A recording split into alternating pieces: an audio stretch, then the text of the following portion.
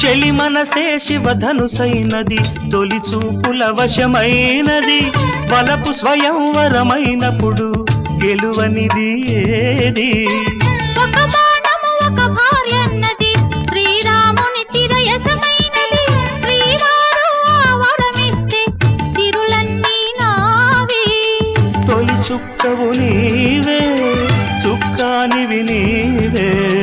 తుదిదాకా నీవే మరు జన్మకు నీవే